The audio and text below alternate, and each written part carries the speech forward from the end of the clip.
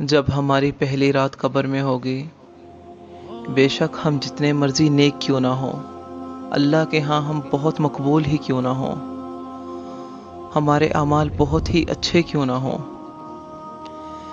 یا ہم جتنے مرضی گناہ گار ہوں، جب قبر میں منکر اور نکیر آئیں گے تو وہ اپنی اصل صورت میں آئیں گے اور ان کی صورت بہت خوفناک ہوگی۔ احادیث کے الفاظ ہیں، رسول اللہ صلی اللہ علیہ وآلہ وسلم نے فرمایا،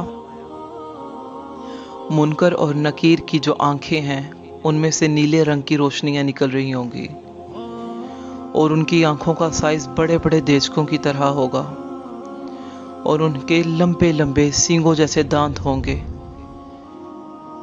اور ان کی آواز بہت ہی گرج والی ہوگی، بہت ہیبت ناک ہوگی، اور وہ اپنے دانتوں سے زمین کو کھرونچتے ہوئے قبر کے اندر داخل ہوں گے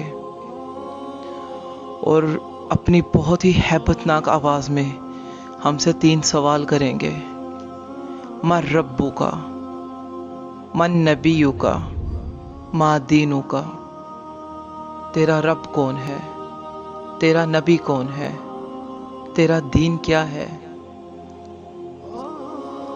تو ہم سوچیں کہ جب ہم اس وقت ان کے سوالوں کے جواب دے رہے ہوں گے تو ہماری کیا کیفیت ہوگی۔